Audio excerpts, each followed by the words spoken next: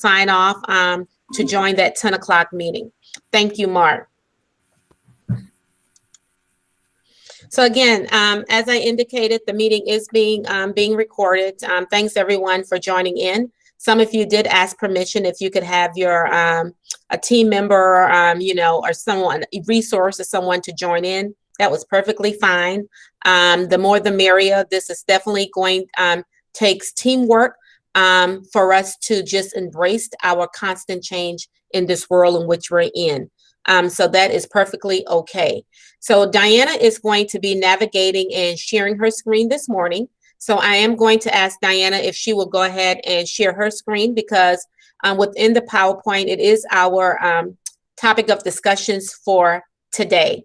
As Diana is bringing up and sharing her screen so where we can look at our agenda, I do want to say that the last part of our meeting, the last part of this morning, the meeting for this morning, it will be Heather and Mike Burke will just be joining us for the last 5 or 10 minutes. And prior to Mike and Heather joining us, I do want to make certain that we have answered all the questions and everything, and then they will, of course, come on. We will be using our chat box for those questions, those 9 questions that are coming up, as the team is just talking about, their area of work and how we are here to assist you in the work that has been done over the summer. So I'm just asking, and I said that because if you will allow us to just go through all the buckets and then save all questions to the end, that tends to help. So just type all of your questions. We will come back and make certain that we have addressed all of the questions that are there in the chat box. Then if we don't have all your answers, then of course you will be back with us next week. You will notice at the end that we have such wealth of information for you. It was important to chunk it when we realized how much information we have to share with you, and making certain that we are assisting you for the opening of school to where it can be successful and uneventful as possible. So the part 2 of this will be next Thursday, the same time. I have not added it on your calendar, did not want to add it on your calendar until after this morning, to where you did not get confused. So this morning, Diana is going to go ahead and go to the agenda for me, Diana. Just the next screen there. So this morning, we're going to be talking about all of the curriculum pieces and the assessments, curriculum and assessments. And then you see over to the right some additional pieces that we've brought in along with curriculum and assessments, which is those pieces also are tied into curriculum.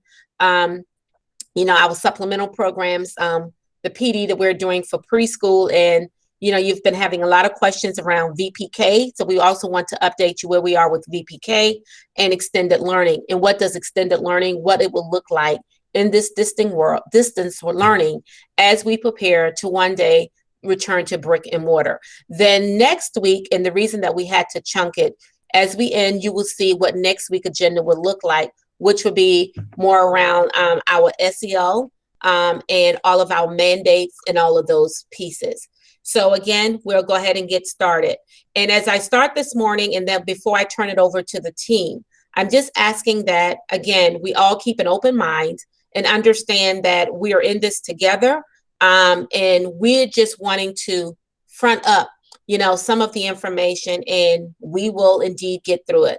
But I can tell you one big win for us over the summer, and I hope that you will find this as a big win, is the work that we were able to do with Justin Katz, Theo, and the Classroom Teachers Association around creating this memorandum of understanding as it pertains to distance learning, and what it is that we felt that we needed to be able to hold our teachers accountable. And when I say hold them accountable, I'm not saying that in a bad way, because I'm sure all of us on this call, in our role, we want to be held accountable. I tell people all the time, hold me accountable, because that's what you should do, is to hold me accountable. So being held accountable is not a bad thing. But what this memorandum of understanding, it is giving us some true guidance in regards to what we can and what we can do and what we cannot do as it pertains to contractual agreement. So Diana, if you can just enlarge that just a little bit for me.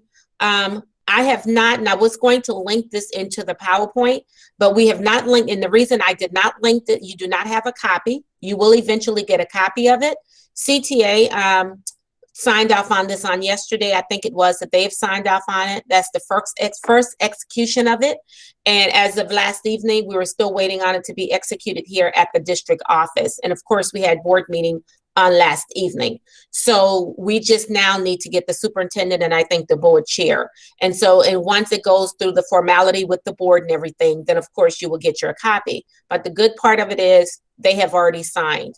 And this is definitely a work of all team efforts, district staff and the union. And our goal here is to continue that great relationship that we have with the Classroom Teachers Association and meet with them more frequently and not just when issues arises. So as I'm going to go through this real quick, and this will also help drive some of our conversation this morning in regards to what the expectations are around the instructional component. And the first bucket piece that we talk around general expectations is that all teachers will be expected to follow that daily schedule. Of course, that schedule is going to be set up there at the school site. This is where you as the principal, just as if you would have done in brick and mortar, setting up your schedule, your daily schedule, all those schedule pieces and planning just as if you're opening your school. And I've seen a lot of the great work in which you guys are doing already in preparing for this. So this is not something that is scripted. This is your ability, regarding to making certain that these are set up in regards to meet the needs of your campus. All teachers will follow the district scope and sequence. We're going to talk more about that this morning and why that is so important. And you're going to hear more about that because we're also going to be talking about the state plan in which we submitted and what is a part of that state plan. And we also think you've heard a lot in regards to going live. All teachers will be expected to go live daily. That was something that we dealt with when we left in March in regards to some of our students not having live instruction during this distance learning. And again, we navigated, we did the best we can, but going live every day, following that daily schedule, that school schedule, it's not an option. All teachers, I should say, will be providing live instructions. Those instructions, again, will be recorded as well. Now, is the recording of instruction, is that replacing students not having to log on during their designated time? Absolutely not. All students are required to participate during their daily schedule. Now, we know that there are extenuating circumstances. We know that things come up, but that's where you come in as the leader of your building and working through those pieces, just as if you would, in regarding to those extenuating circumstances to where if something came up. And I'm going to go through it. I'm not going to go through it piece by piece because you're probably reading along with me. And when we look at F, this was a piece that came up a lot, as we dealt with this last year in regarding to the amount of work and not having enough time. And we were hearing this from both sides, from the students, from the teachers, or what have you. So what we've worked with is that students would have and should have at least a minimum of 24 hours to complete any kind of assignments or what have you. And also built in there is just the communication piece, how we're just encouraging some very, very positive, I should say, and constructive communications with all parties. As I talked it earlier in regarding to all teachers is a non-negotiable, we'll be following the district scope and sequence. What you can see here with G is talking about the assessments, and the assessments would be given and we would be utilizing the assessments, and those assessments are built into the district scope and sequence. You're going to be hearing more about those unit assessments and why it is a non-negotiable. Again, as we move through this, you will be able to connect the dots because it's part of the insurance plan that we submitted to the state to where we have to get permission in regarding to opening up full distance, because part of opening up full distance and part of what we had to submit within one of those assurances is how we're going to be progress monitoring our students. And not only how we're going to be progress monitoring our students, Assurance 6, we have to submit the data to the state indicating and showing how we are progress monitoring and what that data is coming back to. And then if we come on down, Diana, if you just scroll down to student attendance, and guys, you're not hearing this for the first time, you're just seeing the MOU, because this was all built into our reopening plan as we talked about how distance learning will look different how it will look different when we open up for the fall compared to when we started on March 13th. So this is just it being in the MOU. So you're hearing this, as a repeat. But the student attendance, we are tracking our students' attendance. It's going to be marked in SIS. If a student is absent, they're absent. Mark absent in SIS. If a student is tardy logging into that Google Live, they're marked tardy in SIS. We did turn off in last spring, we did turn off the phone dialer to where that would notify parents if the child was absent, because there was just so many unknown to this world. But that will be turned back on, so parents will be getting that phone call, the daily phone call in regards to their students being absent or tardy or what have you.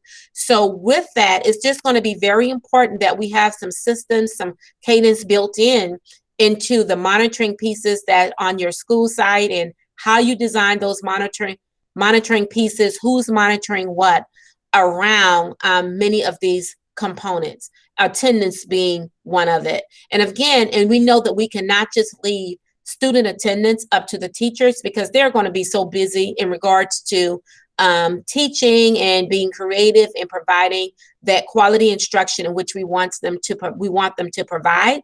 So we're really going to have to look at what that cadence look like and how you would support the teachers with that. Then we will go on down, I think, and as I talk about that, and as Diana scroll down, you will see D talks about what I just said. It says principals are required to work collaboratively with teachers to resolve attendance discrepancies or what have you. And that just goes back to what I just said in regards to the attendance piece does not just rest with the teachers. We're going to have to make certain that we have some cadence and things built in. And I know Keith, principal supervisors, they will be working with you and your team and talking and looking at those cadence in helping make certain that we are using all available resources, all adults, everybody on your campus in that distant world that is breathing is going to have a part in making this work. This does not just sit with you, the principal, or your administrative team, all your resources. This is, guys, where everyone's hand is on deck. So please know that as I am talking, you're probably sitting there thinking that all of this is now put back on me as the principal. No, it is not. This is giving you the guidance and knowing in regards to what those expectations are, and to assist you in developing those cadence and developing those systems. And as you're doing your responsibilities in regarding to your staff and all those resources that you have on campus, this document will help you in regarding to what role each individual will play. And then as we come down to section 3, talks about the daily instruction, that talks about the live instruction, it's being mandatory, and so forth. Then we go down to the daily instruction for elementary. That's where we get into talking about the mandatory minutes. That's that sample daily schedule that we have built in there. It even talks about the additional 30-minute of III. But again, we have provided you with a sample daily schedule in regards to what that will look like, and making certain that we are holding tight of those 335 minutes. Diana and the team, as we go more in depth into the presentation, will peel back the layers. And I know that you will have questions in regarding to what flexibility do I have? What can and what can I do? how long does a teacher have to stay on Google Live and so forth. So I know these questions are coming. It will not come through this. It will come when we get into the depth of the depth of the presentation and looking at that particular component. Then when you go down, and that was ELA, then if you go down, you will see that you have a component there that talks about the math and science. All this is built from that sample daily schedule that was within our reopening plan. And it's no different than what you would have done if you were in brick and mortar. Please understand the daily schedule in regarding to the allotment of time, the expectation is no different than brick and mortar. It's just that we are distance. Now it's going to look different. And that's why we need to make certain. Diana, you can scroll down. And those were just the other content areas from social studies, science, PE, Diana. And then section 5 talks about middle school. We looked at, that was elementary that we looked at. So we're going to scroll on down, Diana, because this is that was all elementary. And then 8, I see a section here that 8 talks about the professional development piece in lieu of in-person professional development during preschool or during the course of the year. Training will be offered virtually. That's just what we are doing now. So in here, in part 9, in 9 talks about the responsibility of an absent employee. This, again, it just talks about nothing is different. It just talks about in regards to if a teacher is going to be absent, not because if they're taking a day through distance learning, they still have to notify the principal. They are still taking a TDE. And we're still talking in regards to, we have substitutes that are participating in in the trainings that we are providing for our teachers. Substitutes are participating. And many of you have already indicated that you have subs that you use on a daily basis that have reached out to you. You have encouraged them to do the training. That is great. Some of you have indicated that you may not use substitutes. You may work with your teachers and you may split up the classes and they will get paid that supplement. Again, we know that the teachers have to agree to that. That's where you become creative on your campus and you decide how that is handled. That is not something that we could script here for you at the central office. Diana, if you would scroll down, please. And then 10, I think is important, where it talks about the consequences, for the non-compliance and so forth. And, again, this will be shared, a copy of this will be shared with you once it is fully executed. Again, we do have the first part of the signature is continuing to be executed here at the district office. But you could see if a teacher is working remotely, refuses to comply with the requirements of this MOU, the principal, after conferring with the regional superintendent, can require the teacher to return to the school site and perform his or her job functions from their assigned classroom in the school building. So, and you can continue to read through this. I'm not reading this verbatim for you, just for the essence of time. And again, we've been going through this for quite some time now, but the intended purpose of this agreement and with us working with the union was to set some guidance around some of the issues that we ran into. And also that a big piece that also came up during the spring was around grading and attendance. That's also going to be covered later on throughout this presentation. And Diana, as you scroll down, as I know the question will be, well, how long is this MOU is in effect for? This MOU is only in effect during this distance learning, during this phase of distance learning. And as it says here, this MOU shall expire on June 30th or upon the district's transition to in-person school, pretty much when we go back to brick and mortar. But as long as we have some form of distance learning in place during this upcoming year, as long as we have some form of distance learning, this MOU will be in effect. So that was a quick rundown in regards to the work that we collaboratively done here as a district and with the Classroom Teachers Association. And we did have the principals that are on the steering committee as we were drafting and going back and forth, because they took quite a bit of edits, and as well as a group of teachers from all regions also got an opportunity to provide some input as we drafted this out. Are we saying that it's perfect and that we hit at everything that you guys felt that we could have?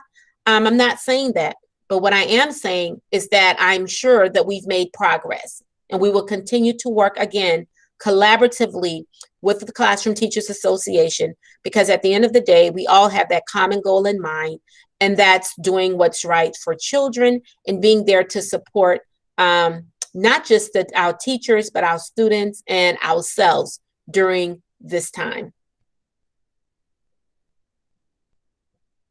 So Diana, that will do it for me with the quick overview of the MOU.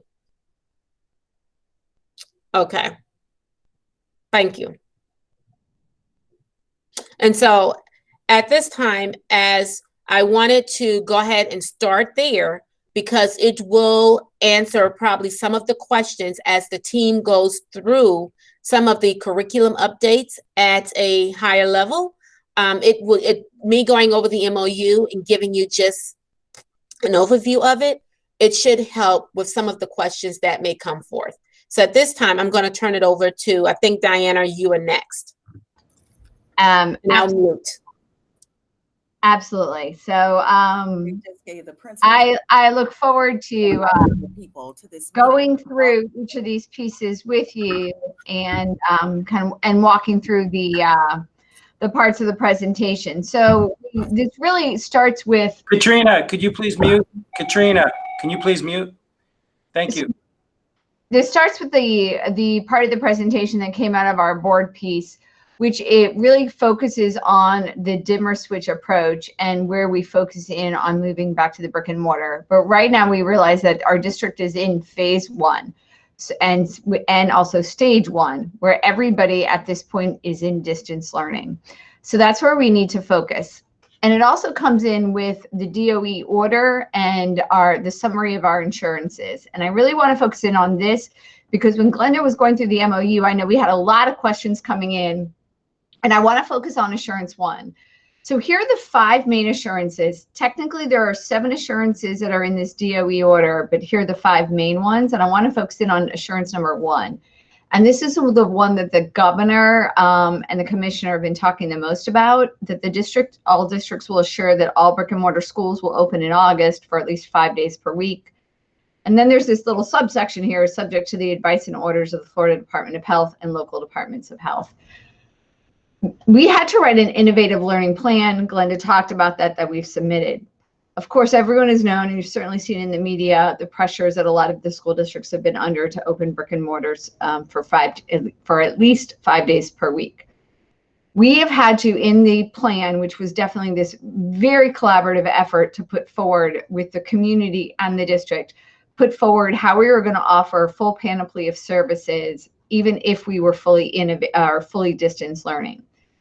In that, in order to earn full FTE, we had to full out, by detail and by minute, explain how we were going to be offering live full instruction for each minute that students would have been in a brick and mortar building that we'd be in distance learning. And we had to account for every minute in the schedule.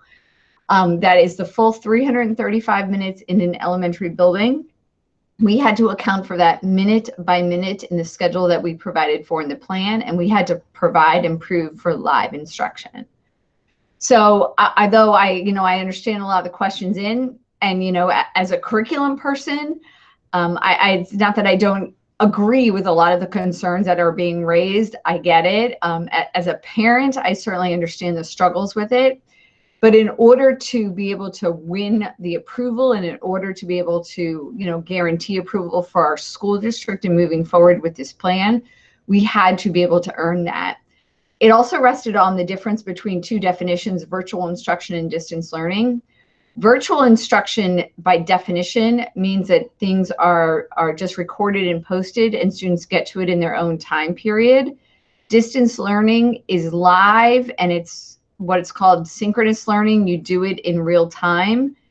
What we can only do is distance learning. Virtual instruction, like Palm Beach Virtual or Florida Virtual, is a different set of rules. That's not something that we're even allowed to engage in. It was never an opportunity that was offered to us. We can only do what's called distance learning, which means synchronous instruction, live instruction. Students are sitting there in real time.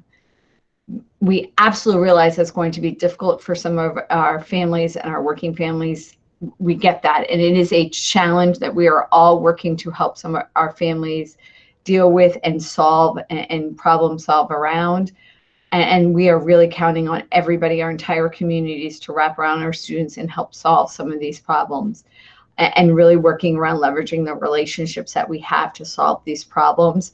But that is the only way that we're going to be able to get past Assurance 1 with the DOE, is to solve for that problem. So I did want to respond to a lot of those particular questions, and we'll have time for questions at the end.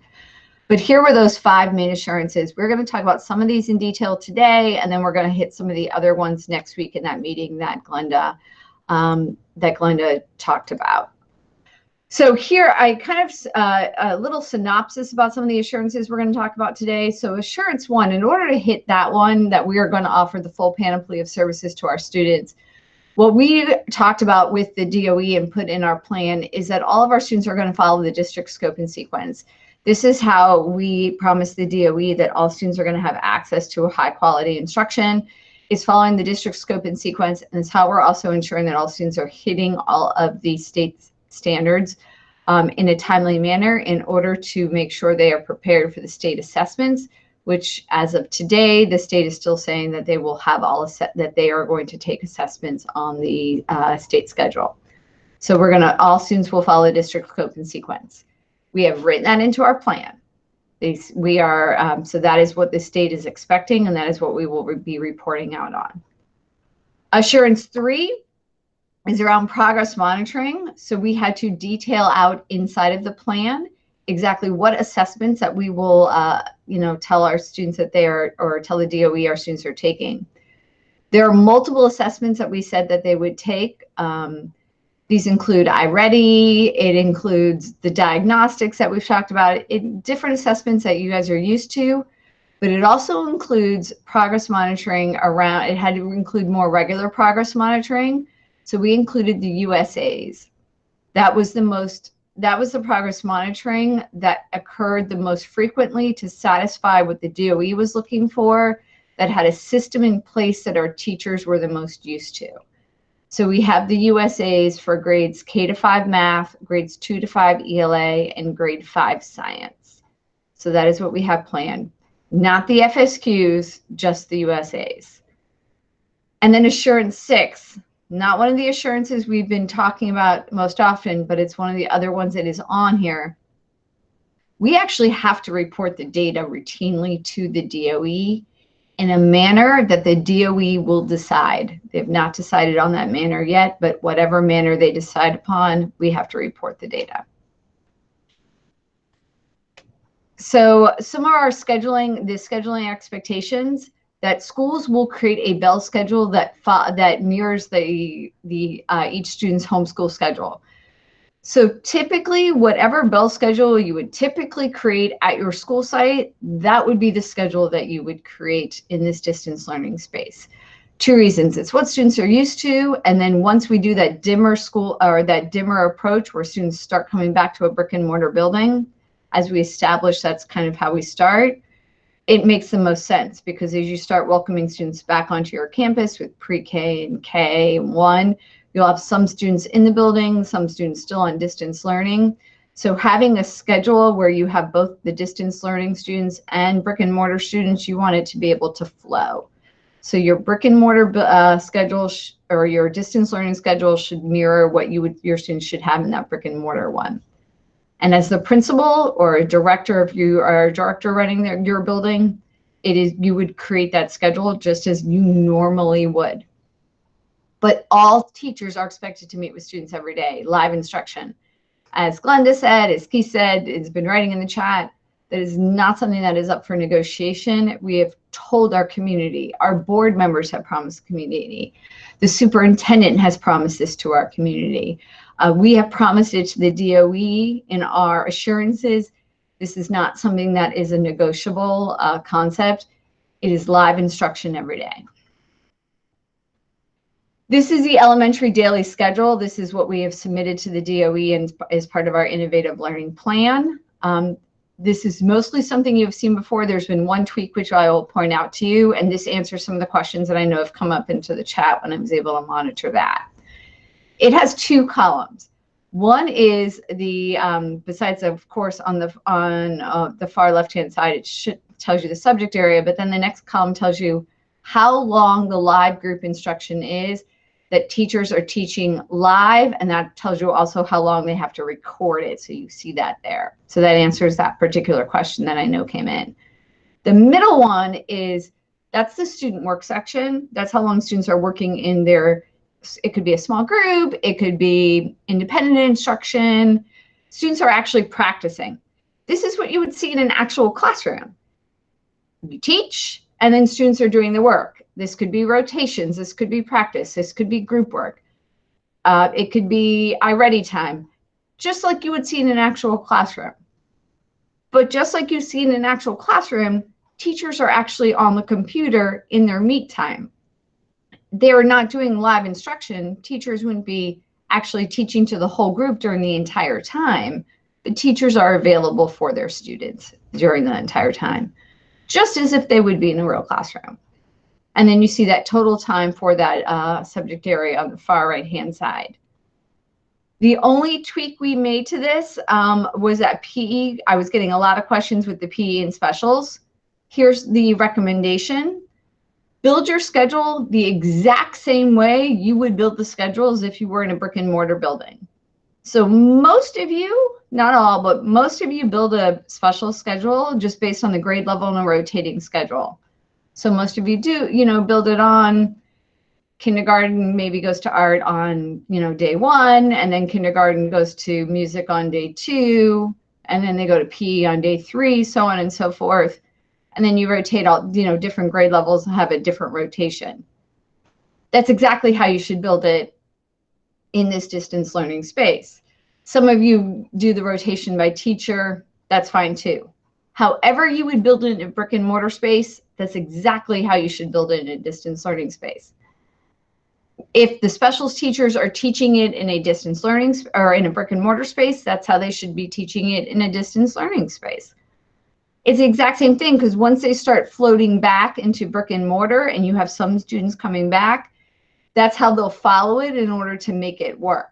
Because then you have some students coming back into the building and some students into a distance learning building. So that's how you should have that schedule all the way through. And then of course you have intervention in here. For your scope and sequence, as we said, it is part of the requirement that all students follow the scope or all teachers follow scope and sequence, not necessarily the materials scope and sequence. And so that's just an alignment of standards and where the standards fall. So your scopes would include, all of our scopes will be posted by the end of the day today. Most are already there. Just a couple of grade levels are missing in a certain key subjects, but they will all be posted by the end of the day today. Scopes include your dates, your standards, student targets, access points for those students that are on access points. They also include the locations of where the USAs fall. And then here I think is the most important. They also include now, which is new this year, and as a reaction to the fact that we moved into distance learning last year, previous grade level standards, content, and resources at point of need. So let me give you an example. Here's our 4th grade ELA scope. So you have your here's the dates. It's the reading module. I have my 4th grade standards. Here's where the FSQs fall. FSQs are not required, just the USAs. Here's the writing unit, blah, blah, blah. But what they've also have in here is the grade 3 materials. because they realized that students lost a large chunk of instruction from grade 3 once they moved to distance learning. And different students had different experiences during distance learning last year in March, April, and May, because there weren't really a lot of guidelines set during that time period. Some students had great experiences, some did not. Because of that, the standards that were missed have been now woven into the next year's scopes.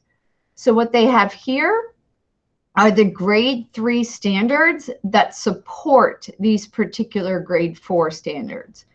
They've woven in the standards, they've woven in the content, and they've also just woven in some materials to help the teachers. That way the grade 4 teachers don't have to go back and search for, where's that grade 3 content so I can help my students? It's right there at clickable point of need for them.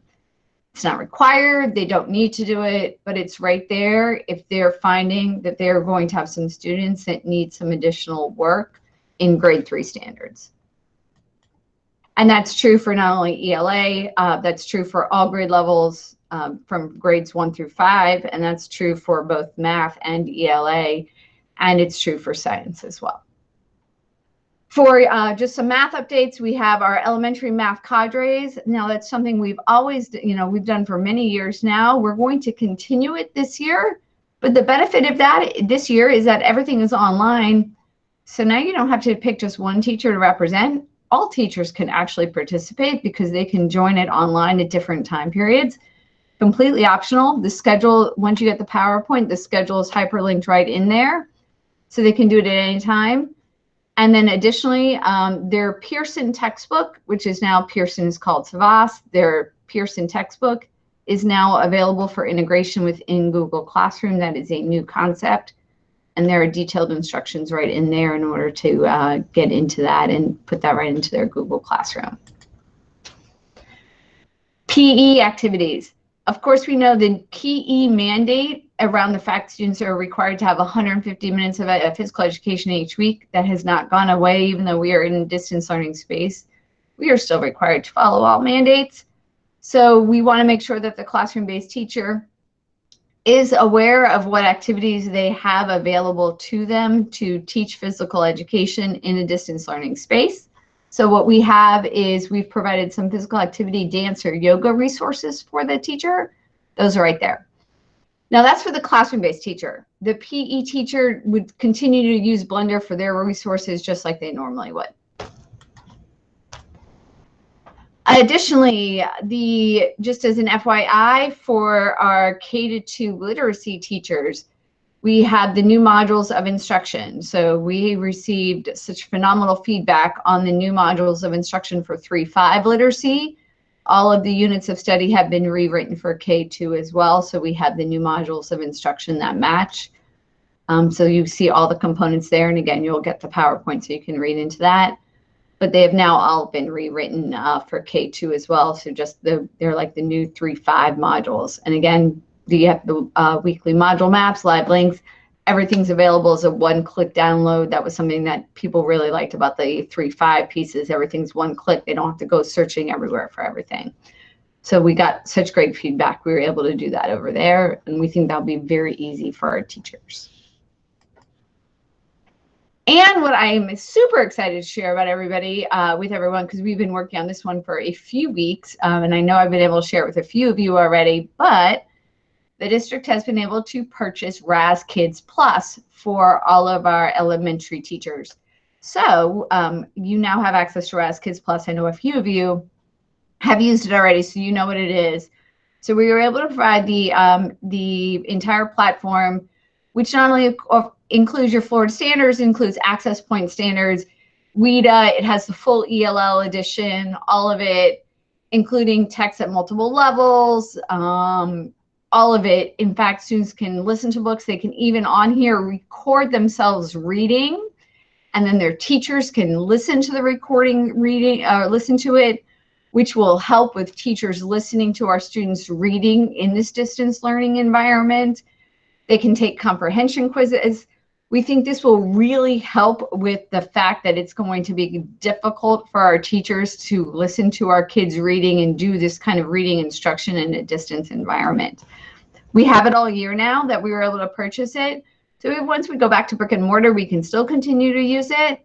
But we think this will be a little bit easier to use in a distance learning environment, because to do a reading running record, which is fabulous, but would be impossible to do in this distance learning environment. So this will make that kind of instruction and gathering data like that easier. Just some additional items. We were also able to work out moving EPIC through TCC and moving EPIC through our legal department. So we're able to utilize EPIC. I know that's been, with a few of you, been trying to get those permissions. So that's been able to be done. We can utilize EPIC. We can only use it for our educators. We cannot use EPIC for our students. That is not available to use with students. It is only available to use for our teachers. So that is done. I do want to say at this point, as of today, this is something we're working on, but traditionally we would be sending you right now copies of assessment application booklets to school sites. We are not doing it this minute. We are still working on funding pieces for this. So we are working on this, but the digital version is currently available on Blender. I will say the money is typically used inside of my budget for the assessment application, which was formerly known as the test sophistication booklet. That was what was used to purchase RAS Plus. So like everybody else, budgets are being cut, decisions had to be made, and RAS Plus seemed to be the better choice in a distance learning environment right now. But we are, Keith is searching to see if he can make both work. So we're doing the best that we can for this minute. Formal reading writing records using the benchmark assessment system will take place once our students return back to the brick and mortar building. However, in the distance learning environment, we're going to talk about how we can use RAS Plus in that manner. Teachers will get that information. Fountas and Pinnell will not allow their reading writing record system to be used in a distance learning environment. So we will not be using those in distance learning. For intervention, we do have our reading decision trees. We are noting that for right now, we would not recommend making any new decisions. We would just recommend continuing with where students were before they left school buildings on March, before they left on March 13th. Just continue that placement. Making decisions at this point and making any massive changes is probably not in the best interest.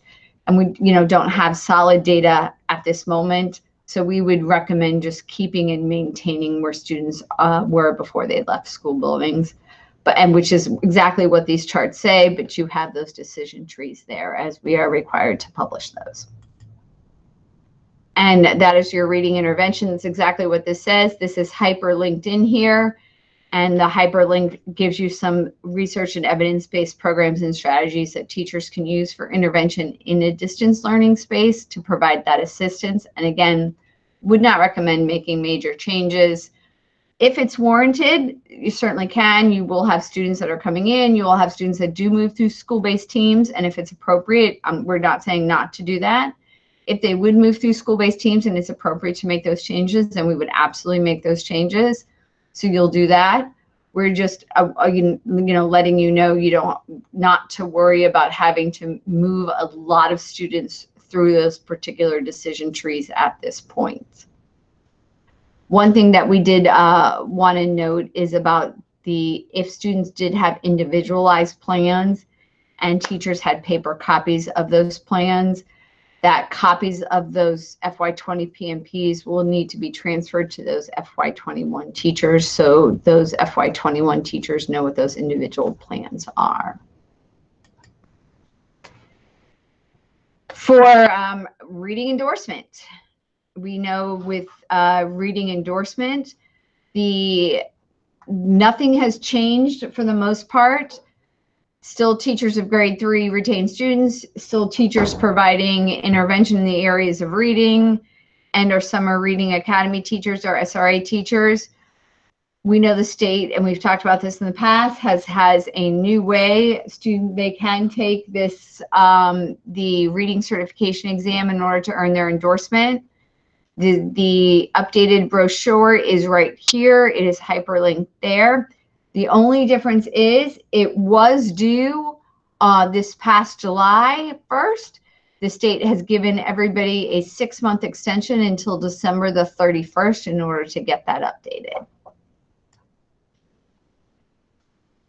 This is the elementary science information that you have with their textbooks. I know a question came up yesterday talking to the principal supervisors around elementary science books. Those are already being delivered. Some of you already have them at your schools, your elementary science workbooks, the consumable workbooks. They are being delivered as we speak. So if you don't have them now, you will certainly have them shortly. There was an issue with these science books for our dual language schools. We are still waiting on our science books. In fact, not only do we not have them, the Florida School Book Depository, which has to receive them first, will not receive them until the second week of August. We are working with those now, and we'll provide additional guidance on when we will receive those. So I know that's a question that's been coming in. Harvey. So speaking of our dual language schools, we want to welcome Meadow Park, the newest dual language school starting in the fall. Even in a pandemic, we're going to keep moving and keep growing. So welcome to the team. We are also expanding dual language in Palm Springs Elementary, Westgate, and the North Grade as well. Really, for our dual language principals, I just want to remind you that Elevation, the platform we'll talk about in a second, can also support dual language schools too. All the data will be for dual language schools will also be in that platform. And then our world language team has been working with the dual language team, updating the pathways after they leave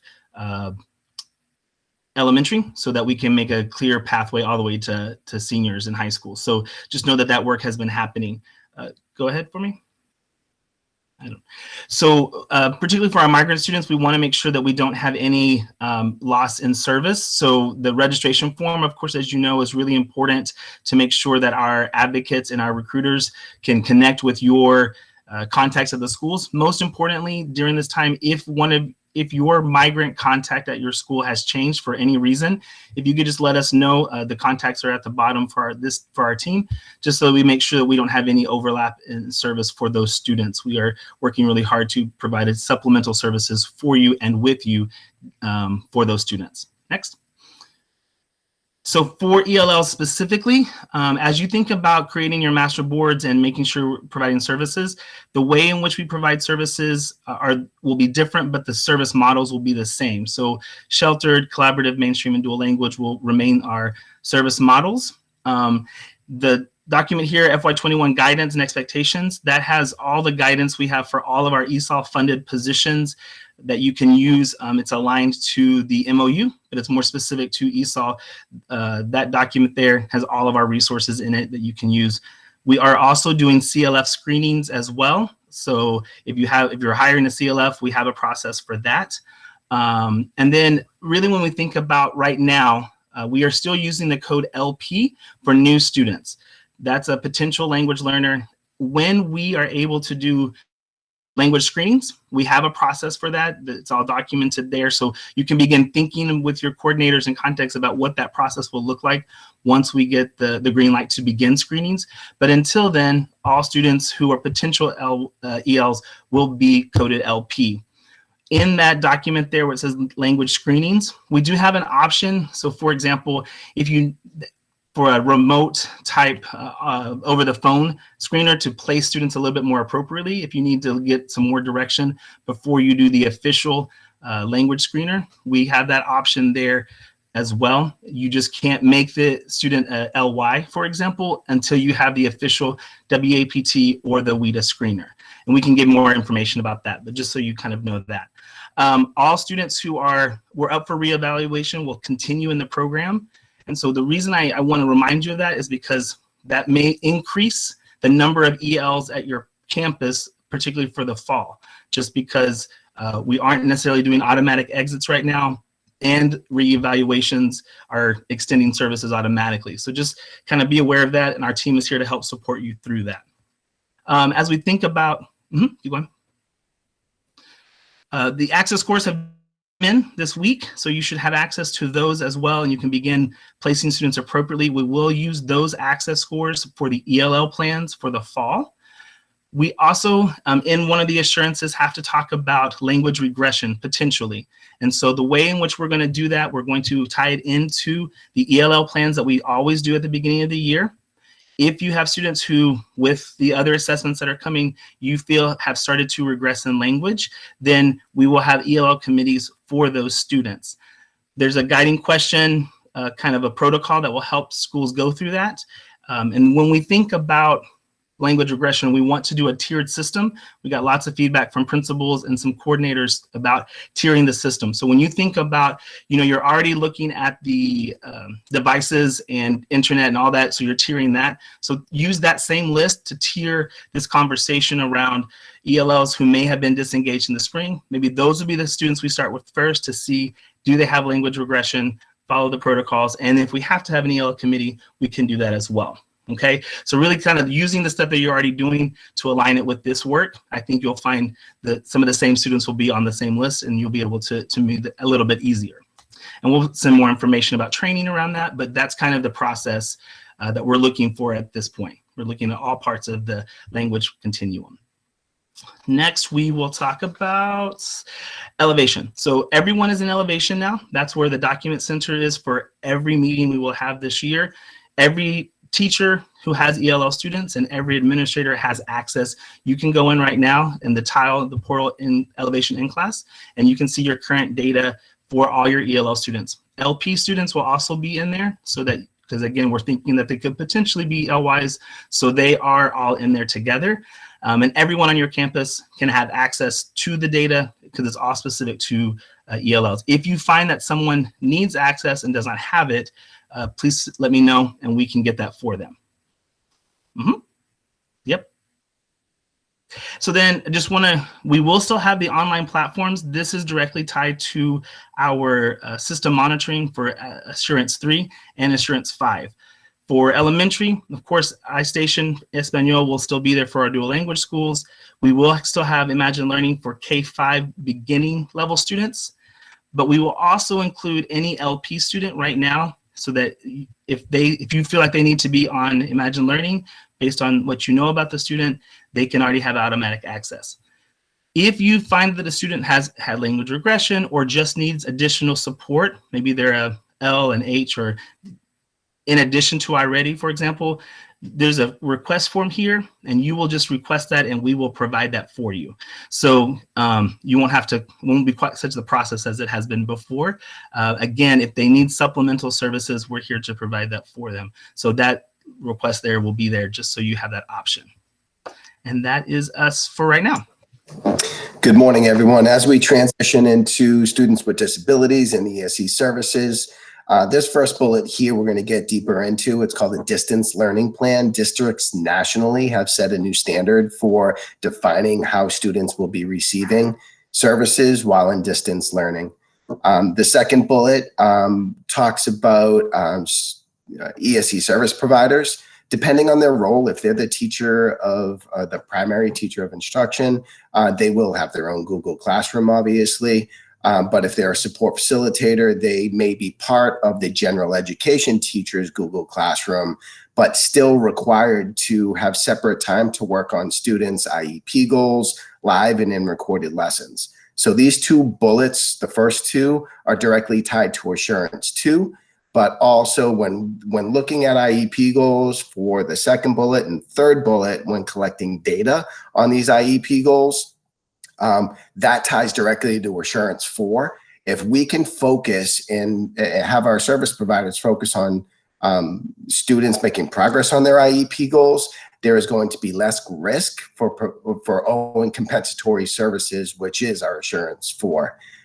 Resuming data collection is essential for Assurance 3, which requires progress monitoring. Of course, these last couple of bullets are, basic expectations for students with disabilities. We need to make sure that all teachers have copies of IEPs, 504s, FBAs, BIPs, and of course their gifted plans. This last bullet that you had on that previous slide, I do want to say, make sure your service providers right here, your service providers get this link, because this is an in-depth presentation of what services will look like by program. If there are any questions by your teachers and service providers, please have them reach out to me or the people they typically work through in my department for their specific program. This next slide, we're getting more into the district learning, distance learning plan. So each service provider, which includes the ESE teacher, therapists, they're required to have a conversation with the parent to define what the services are going to look like within a distance learning plan, within the digital distance learning model. So this Google form will be standardized, sent out by the district and regional office to your school. We'll have that to you next week to make sure that teachers have that in time to connect with their parents to be able to define the service. So the most important question in this document is defining what that service is going to look like. It does need to be mutually agreed upon between the service provider and the parent. If we do have a parent that's, just for example, I'm going to go out on a limb and basically say the parent's requiring their one-on-one para to go into the home. Well, that's one thing that we're not going to be able to agree upon. In that scenario, we do need to schedule an IEP meeting to formalize that conversation and provide a notice of refusal. If and when that happens, do what your ESE contact normally does. Reach out to your resource teacher, reach out to your regional team leader, and we'll walk you through that entire process. Next slide. Okay, Ed Plan is here. The exciting part of this is making sure once we get IEPs in this system, the data that you're going to have to be able to analyze and plan and coordinate services is going to increase tenfold based on the limited information you currently have for students with disabilities. This will include all IEPs, gifted plans, 504 plans. They'll all be in the system. Just know that e-forms will no longer be available for any of these forms. If any of your teachers do have e-forms that are not finalized, they're going to lose that data. So they need to finalize anything that's currently in the system so it's in IQ and can be referred to at a later date if needed. When we write these plans, we're writing them as if we're in school buildings. We're not writing any IEPs for distance learning. We're writing IEPs as if we are still in school. The distance learning plan will define what it looks like in distance learning. There's lots of training, lots of communication that has gone out to teachers, service providers. So if anybody needs additional support, there's plenty of support provided as resources for training already in the system. Progress track, the third bullet from the bottom. This is a feature within Ed Plan that our service providers will be able to use to document and progress monitor services. The best part of that is you and your leadership team will have that data at your fingertips to be able to monitor services provided for students with disabilities. Okay, if there's any access that's needed, e-support tickets they can just send an e-support ticket for school level access. It'll go to you. For district level access, it'll come to me. So if your teachers or ESE contacts need support with that, reach out to your ESE resource teacher. But the Ed Plan system also contains a message board, which provides technical assistance to anybody who needs it. Next slide. Okay, section 504. We need to make sure that everybody has a copy of the 504s. If all the 504s are stuck at the school building and we don't have an electronic copy of them, that will be a priority at the beginning of the school year, especially for students who are transitioning from elementary to middle, 5th to 6th, but also 8th to 9th, middle to high. We need to be sure that receiving schools have the information they need to be able to implement the plan. If for some reason we don't have that information, we are going to ask that they have a meeting to write a new 504 plan in the Ed Plan system. Once 504s are in Ed Plan, this will not be an issue ever again because they'll be available to anybody who needs it. This link here, if your 504 designee needs to coordinate with a feeder school, that link will be able to show them who it is, but also it's there for you. If you changed who your coordinator is, please go in there and update, or you can have your coordinator go in and update their information. There is Ed Plan training. Feel free to refer your coordinator or teachers to that if they're providing that level of support. And of course, if you need any technical assistance, Anna Gomez is our ADA 504 liaison. So evaluations, we are at this point doing evaluations as much as we can remotely with Fidelity, with parent interviews, checklists, observations, any kind of those assessments. But as we transition back into schools, we are in phase 2 going to be initiating in-person evaluations. So we are going to need to work with each principal to identify a room in your school to be able to outfit, to be able to have our diagnosticians evaluate. I'm in the process of working with the purchasing department to make sure we get what we need for these rooms to be able to make sure we can maintain the best possible environment for a face-to-face evaluation. And there are some ideal situations with that room, but really if we have a physical room where we're able to set up a place to evaluate with tables and chairs, that will be ideal.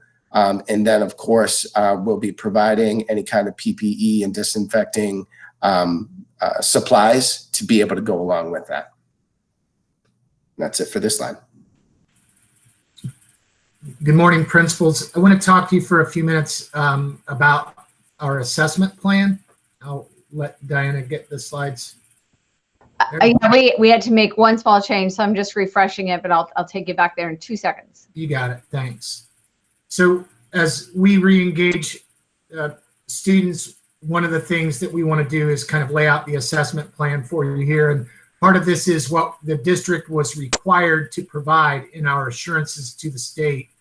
And as students return, one of the things that we want to do that we haven't done in the past is kind of do this fall learning loss assessment. And we know that this will be a challenge doing this in a remote environment. So we intend to have clear parent communication for our parents and our teachers kind of describing this. But essentially for you, what we would be doing is using the same winter diagnostic test to assess where those students are now. And we would be doing that in English language arts, math, and science. Next slide, please. So in K through 3, we would use the iReady Fall Diagnostic and Success Maker for math. And then we would provide kind of a comparison to where the student was in the winter to where they are in the fall to kind of look at any learning loss. And that would be compared to what the expected trajectory of the student was. And then in grades 4 and 5, they will do the iReady and Success Maker just like they would have anyway. But then we will be asking those students to take the same winter diagnostic they took in FY20 so that we can do kind of this FY20 winter to FY21 fall gap measurement that they have in the standards. A lot of this, as you know, will need to be clearly communicated to parents. So we have parent communication in paper, in multiple language, and a brief video to kind of explain the purpose of these assessments and that they're not high stakes, they're not to be graded, they're really to give the teacher the information they need to know how to support the students. Next slide. The timeline that we would be looking at is we know that's going to be important to get school started, get students and teachers in regular routines first. So we would hold off on doing any kind of assessment until at least the 3rd week of school. we would look at doing the administration of this fall learning loss approximately the 3rd through the 5th week of school. So have a 2 to 3 week window, but not start those assessments until at least the 3rd week in. Next slide, please. The PBPAs, a lot of this would be similar to last year, where the school sites would decide which PBA to administer and when. One thing that will be new this year is we will go back to scores needing to be entered following a data entry plan that will be provided. There was that was a request that we found last year when we gave no guidance on suggested entry dates and so forth, that there was just some confusion about that. But you can see those other bullets. That is, following the scope and sequence and very much in line with what we did last year, except for one important distinction. Since students will be in a distance learning environment, these will be administered online. We will make some paper-based available for accommodations, and you'll have additional information about that as the school year gets started. The USAs, for those of you that may not have administered in these in the past, unit standard assessments are like the FSQs. They're standards aligned to the scope and sequence and given at the end of each unit of instruction. And the state required each district to provide a firm progress monitoring plan and requires us to submit data against that plan to ensure that we're providing as close to an experience as brick and mortar as possible. So the district will be submitting the results of these USAs for our progress monitoring plan as part of assurances 3 and 6. They will be administered at the end of each unit following district scope and sequence, available in Performance Matters, and you can see the rest of that there. Paul? Good morning, everybody. Brief update on state and national assessment. Sorry, this should be the elementary version. So for state assessment, Kathleen Black and her team had been working on a plan, and because in initial communications, DOE was not planning any flexibility for flickers or our early year testing. That has since lightened up a little bit, and so we're actually now kind of retooling those initial plans. But the long and the short of it is FDOE is planning to test in fall of 2021. There's been a couple of requests from a couple of different districts about suspending testing for additional years. They have put out guidance that they have no plans to do so. So we all need to be prepared to for FSA in the spring in the same timeline as we've had in the last few years. As I said, for flickers,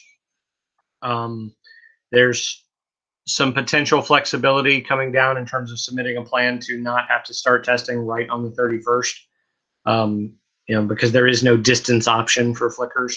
So we will get that out to you as soon as we get it finalized with DOE. Like I said, we had been working on something, and then they've been a little bit more flexible in the last couple of times we've spoken to them than they were when we first. Next slide. So in terms of what's available to you from research and eval, as y'all are still working on the student and staff return to school questionnaires, those have been launched. There's data available to you both in PM and the school, the secure folder of the Principal's Resource Center for the student questionnaires. Staff questionnaire results so far, as of yesterday afternoon, were posted to the secure folder on the Principal's Resource Center this morning. So you can go in and pull those down to see your staff responses to date. As we roll back into the beginning of the school year, we'll start tracking daily and weekly portal attendance as we did in the in the fourth quarter of last year. So we'll start that with the first day of school. In addition, there was a request towards the middle of the fourth quarter last year for a teacher version of the reports we had been sharing with the principals, and we worked on that in EDW. We just didn't get it done in time to launch before the end of the school year. So we'll launch that as well with the start of the school, with the start of this coming year. And that's it for, okay, sorry. Looks like one of our slides got duplicated. So we're done. So just, I'm sorry. Go ahead. No, go ahead, Harvey. I apologize. That's okay. So just want to remind everyone, of course, that registration is currently happening. I've seen many schools send out information about one-on-one appointments and scheduling those. Other schools are putting paper packets outside the front office, so that whatever your community needs to make sure that registration is happening. So thank you for that. Know that we have the registration forms in all the languages, and the Welcome Center is here to support you. If you have specific questions about students that are coming and or you need grade placement questions and stuff like that. So just continue that. Next slide. Just as a quick reminder, I know right now it's most critical. We have lots and lots of requests for translation and interpretation. So thank you for that. That's fantastic. But I want to remind you that if you could use Form 1944 for any kind of language interpretation, that helps us. Even if for example, one of our Maya team members, and you can send them information, but if you can send the Form 1944, it will help us be able to support you and serve you better. If you need a document translated, that's Form 1509. But this is kind of the basic information, and we're here to help support you in that way. So just to provide some additional information about the supplemental programs that we have available to teachers for the year, for the 1 year only, or for several years. For Success Maker, and just that, of course, that we do have that as part of our instructional materials adoption. So we do have that for a few more years with our math books. For the initial placement test, it does continue from where students were last year. It does account for any kind of what would normally be a summer loss, but a little bit more. So it just takes students down from a 0.25 less than they would have been at the end of last year. So it should happen pretty quickly. Usage goals are 23 hours of usage by May 1st, start of FSA testing as of right now. So that's about 45 to 60 minutes of usage per week. Defaults, this is important. This is a question that kind of came up a lot last year. Default session timing is 15 minutes per session. So after 15 minutes, the program shuts down because that's what it's set to only go for 15 minutes at a session. So question came up a lot where, the program shuts off, it's not working, it shuts down the students unexpectedly. That's the default time. It can be set up. You can, as teachers, whomever, can set it up so the default shuts off after 20 minutes, after 30 minutes, after 45 minutes, literally after whatever you want to do as the principal, you can set it up for whatever you want. It's just that is the default setting.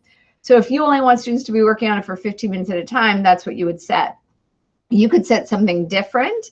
The setting is very easy. It is in all the training manuals. It's in the administrator dashboards and all the teacher dashboards. If you want us to do it for you, literally just reach out. We will handle it, not a problem. You just need to communicate, but we do want to make sure that you are aware of it. That is the default timing is 15 minutes per session. iReady, there are some iReady changes. So there are some of the highlights of the new features. We did renew the iReady contract for another year. So those are the different pieces to it. We have that. The iReady Fall Diags right now are scheduled. This is the schedule through October the 2nd. The date was changed, of course, with the change in the start of school. You'll see the pieces about some additional phonics instruction that is now available, including some Spanish phonics lessons for our dual language school or for our, for schools. So that is all in there. So you can see those pieces. All of that's available. That I wanted to make sure that I highlighted. Speaking of the fact that iReady is for 1 more year, as we move into what is going to be our new adoption, there is a bulletin that will be posted shortly asking for teachers to be nominated to participate in the new adoption committee. We are adopting new ELA textbooks, and I say textbooks not in the old concept of a textbook, hardcover textbook, or a Basel, but a new textbook in whatever way we're going to adopt the word textbook. So that committee will start over the fall. Please make your nominations. The bulletin will be posting shortly. Please nominate a teacher if you so desire. That entire process this year we will obviously be moving to a virtual concept for adoption this upcoming year. Science supplemental resources. Typically, each year, the Department of Teaching and Learning sends every school via our instructional material funds. We send schools money to buy lab supplies, to buy your consumable lab supplies so your teachers can do labs in their classrooms for science labs. We are not sending that money to you this year. We've pulled that money back. So typically you get a bulletin, you say you can buy these lab supplies. A, we're in distance learning. And B, even once we start returning to brick and mortar, having 5 kids all bunched around one desk to do a lab supply would not be maintaining social distancing. So not a good use of funds. And those funds, because they're categorical, can only be used for science labs. So it's not as if they could be repurposed for other items. So as a result, we are now taking that money, we pooled it, and we have purchased a virtual science lab. So that way you can still get science labs. You are still engaging in science lab. It's real, like I said, it's categorical. It's the only thing we were allowed to spend the money on anyway. So we have purchased a virtual science lab.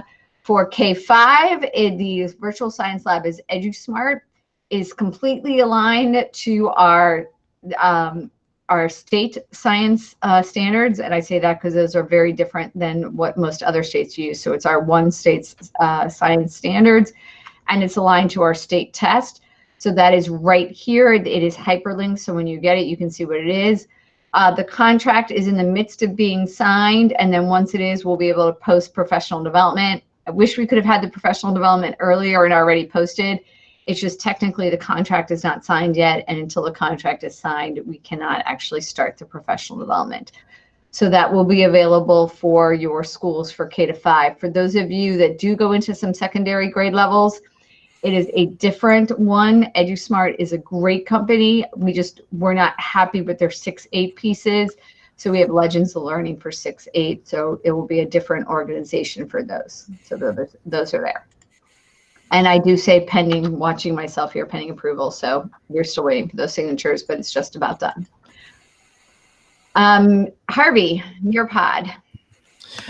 So just want a clarification. So Nearpod is available really to any teacher. Teachers right now actually have free accounts, I think until September or whatever. But for the ESOL funded teachers, we are going to be providing Nearpod and then the ELL add-on extension for all ESOL funded teachers throughout the whole year. So we'll get more information. We have lots of training on that, but just want you to be aware that that's happening for those who are funded through our department. And then we will also be providing BrainPop ELL for all students this year as a supplement in case you need that, in case you need some more support. And we have trainings on that as well. So that will be for all ELLs, LYs, and LPs currently. And then also to assist, something that we received such positive feedback on was the attendance document, which took all of the attendance guidelines out of the student progression plan and put it into just a one-page document that made it very easy for our teachers and principals to have all of the attendance rules spelled out. So this is the same thing for the grading plans. These are not new grading policies. These are the exact same grading policies that are right in student progression plan. However, they've been pulled out to make it easier for our principals and our teachers to have all of the grading rules right at their fingertips.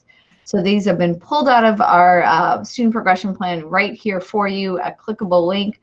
And this is also in the MOU. It's referenced specifically in the MOU that teachers will follow all of the grading policies that are in student progression plan. One thing to note, student progression plan comes under adoption each year. So any modifications that once the board approves the new student progression plan, those may be changed. If they are, of course, we will certainly let you know. Kawana?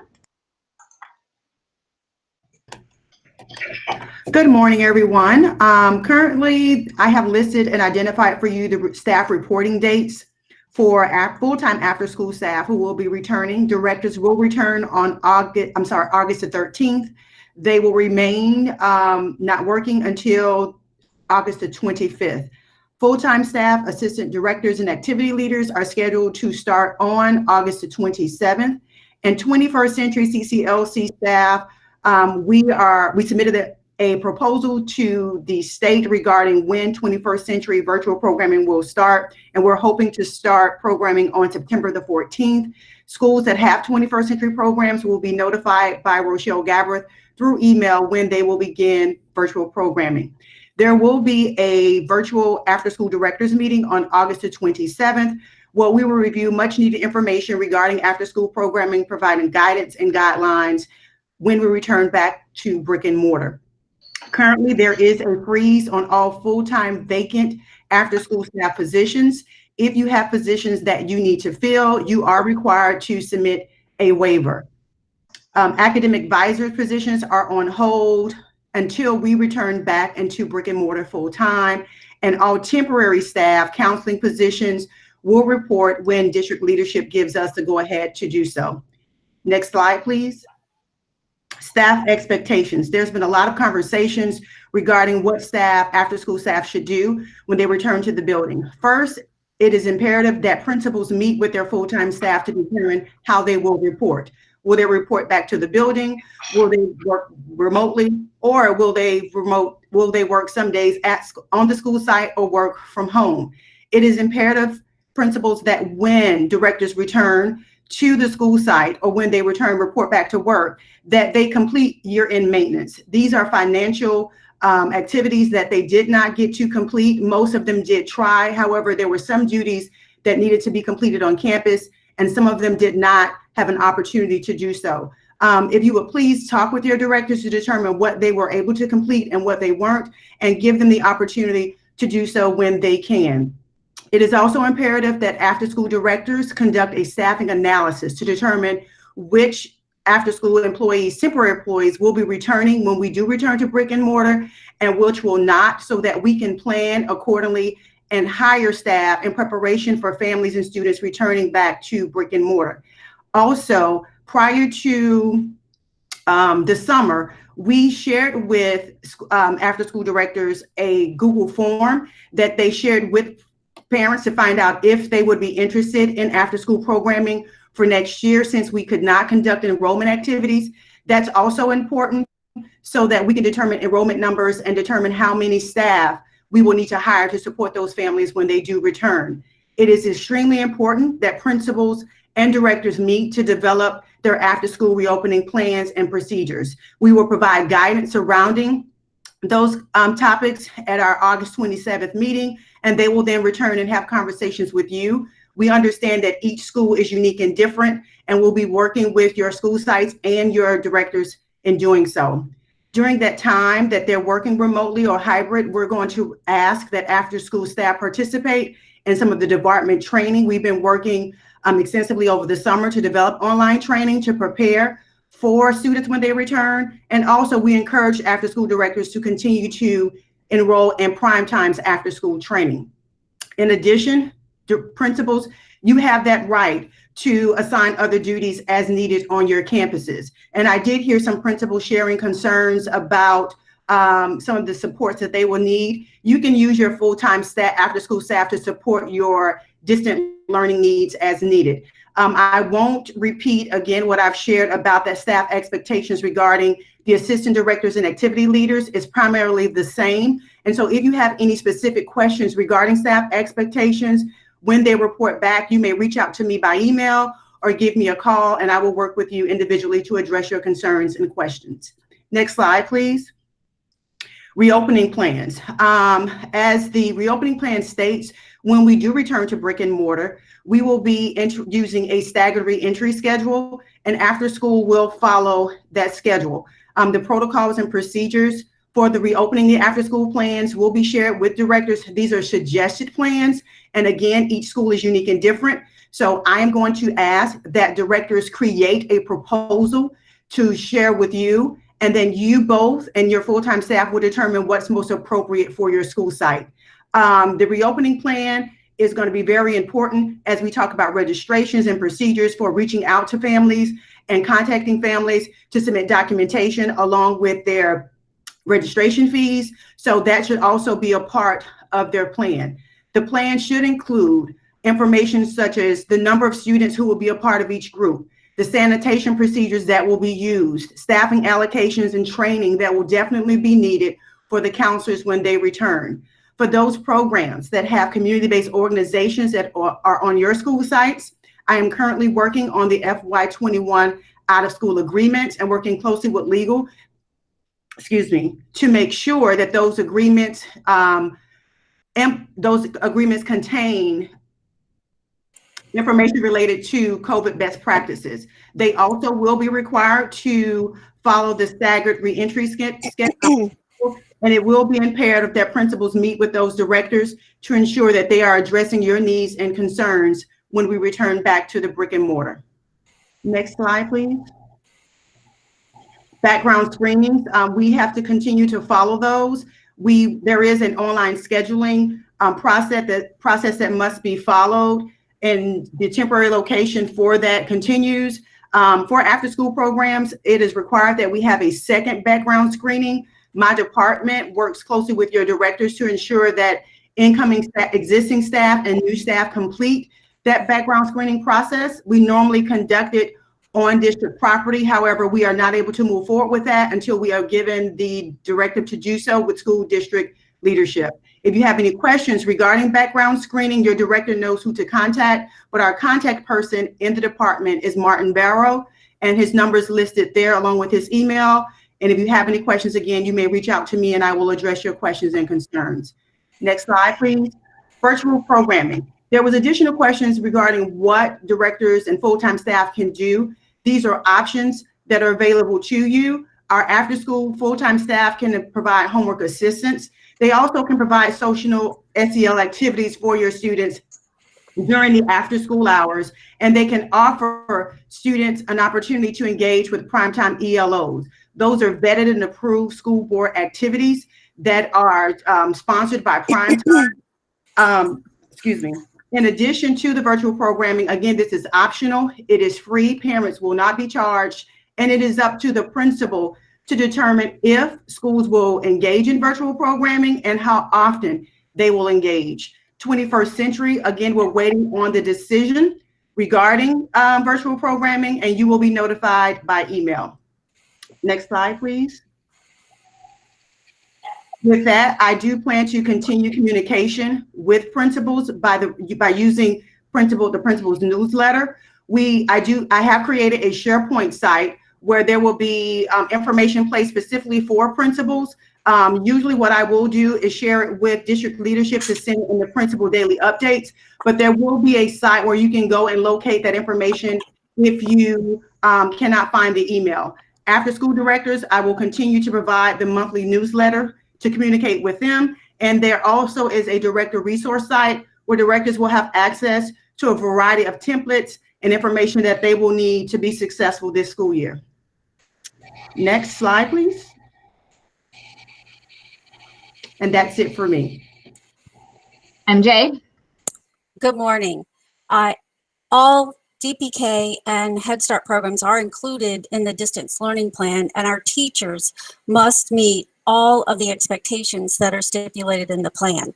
As you can see on the slide, teachers are expected to follow a daily schedule framework that provides for whole group, small group, and one-on-one face-to-face instruction with our children and with their caretakers. Our scope and sequence, content, and trajectory of skill progressions are determined by our state-approved and contract-mandated curriculum.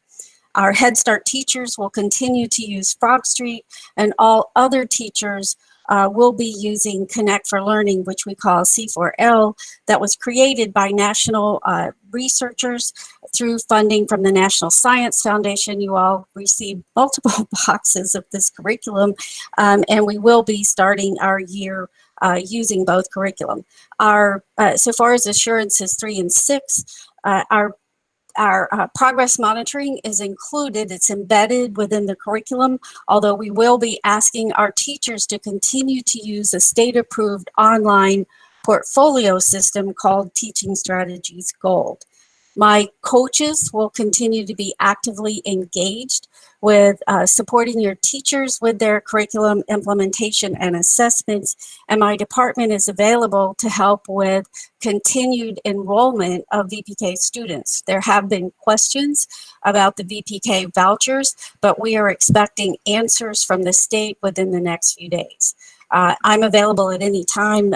Please continue to reach out to me. Thank you, MJ. So for just to finish up very quickly, some of some PD questions that we know have certainly been coming up. This is the professional development for our educators. This is our version of preschool this year, since we will not be offering what is the typical preschool experience during the preschool week. This is the professional development for teachers. This is what is been offered in the buckets. So we know for our teachers, teachers are required, and it's this part of what has been agreed to with CTA. Our teachers are taking 4 sessions, one in 4 different buckets. Here are their 6 options. There's 6 tracks right here. So they're taking one in 4 different buckets. One of the buckets has to be a content bucket, the other, which is right there, one has to be the equity bucket. So they're going to pick one session out of here, one session out of here. As far as the other ones, completely their choice. They can pick one session out of any of these other buckets and then a 4th session out of any of these other buckets for 4 sessions in total. And that's where they earn their professional level badge. Now they can move on and earn the champion level badge and the coach level badge. That is completely their option. They can they can keep going further. The session started on July 6th. They will keep going through the start of school in order to have teachers keep going with those. We want to ensure students complete the taking of the sessions prior to the start of school. They will not be able to complete all the coursework. You know, in order to earn their points for recertification, the state requires that teachers be able to implement what they've learned, depending on the course. And obviously for a lot of educators, implementation in the coursework requires that they implement what they do in the classroom. And then they won't be in the classroom until school starts, which means their implementation work cannot happen until school starts. So we realize that the implementation cannot happen until school starts. So they won't be able to do the implementation work and completely finish until school actually starts. However, they can complete the session by attending the course prior to the start of school. So we realize that. For the teachers that, depending on what they're doing, for example, if they're taking on how to do a Google Classroom, the implementation work might be just setting up their Google Classroom. So any of those, our teachers are finishing the coursework, grading the coursework, so teachers are marked completed. That's happening usually within a week or so.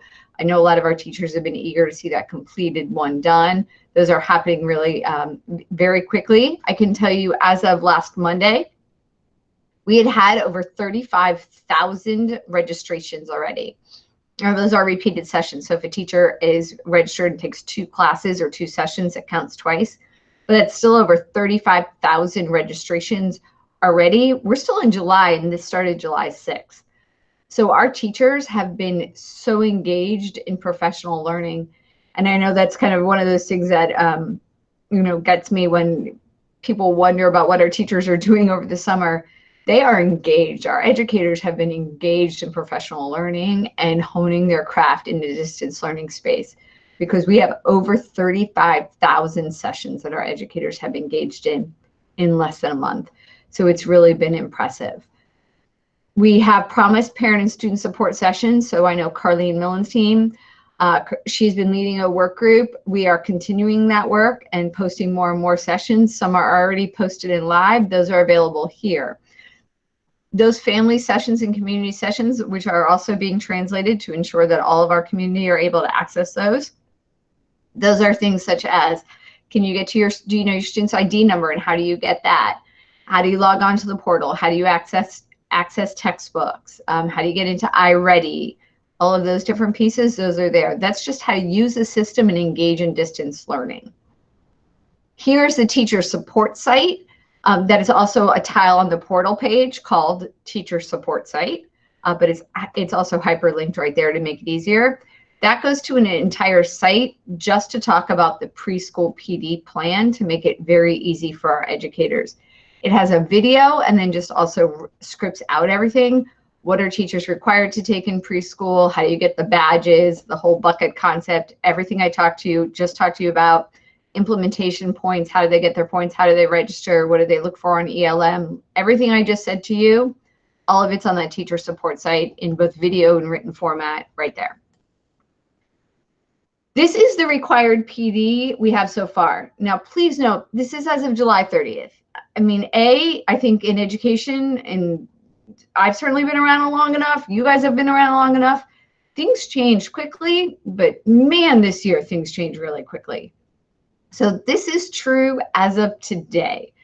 There might be additional PD required, especially as we move back into buildings, around what are the protocols around moving into buildings. There might be something else added to that as we learn how to move into the buildings in this COVID-19 era. But for right now, here's what we know that's posted. So we know teachers have to complete the professional level 1 badge. I, again, put a little bit more into that. There are some job-specific roles that we know. So for example, our ELL coordinators have to do elevation PD, but that's actually already built into the bucket. So if it's an ELL coordinator, they would just pick, when I said they got to choose their sessions, they would just choose the elevation session as one of their sessions, and then they do it right in their buckets, and it's done. We know you have the student wellness PD that you've been doing. It's all right here. Our behavioral health professionals, they have some required PD. That schedule's right here. The bulletin just posted a couple of days ago about the IT security awareness training. That bulletin is hyperlinked there. Again, that just posted a couple of days ago. So that is all the required PD that we have as of right now. But again, things do change. So I can't promise this is everything for the course of the entire year. Diana, can I just jump in for a sec? Yes, of course. Good morning, everyone. First, I need to thank all of you for your participation in the numerous PDs that my staff has been offering within student wellness. We have adjusted some of the trainings based on the calendar changes. So I just needed to let you all know I will update that next week so that you all have it. The only one that's coming up is we have another school-based administrator update on August 3rd at 10 o'clock. So if you have staff, that is your principals and your assistant principals who have not taken the school-based administrator update, there will be one on August 3rd. I'll send that out in the principal update. But again, we've had over 1,400 individuals in these trainings. So I thank you all for your support inside of them.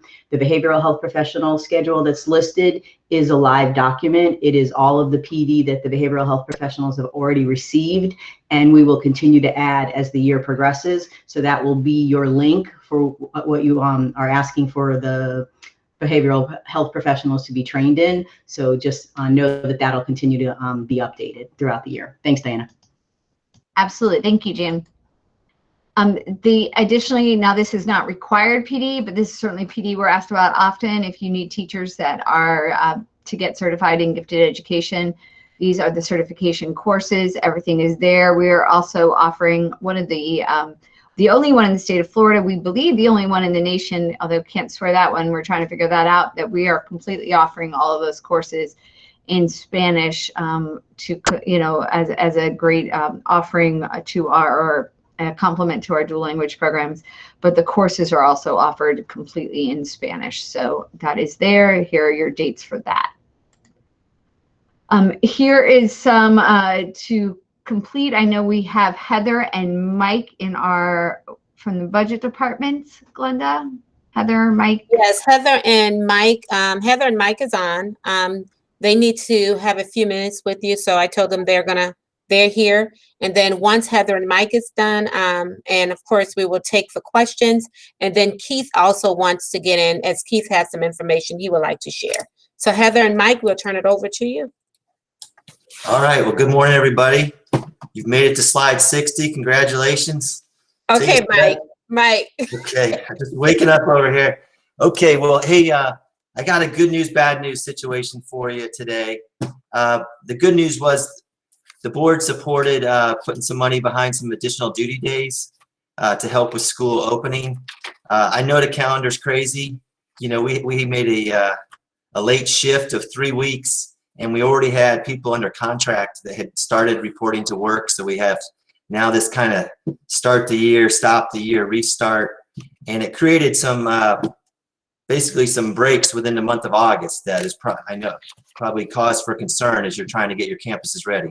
So, you know, as with everything, we had limited money, but what we were able to do was add some extra duty days for the staff on the screen. And you got an email from me earlier today with a little more details.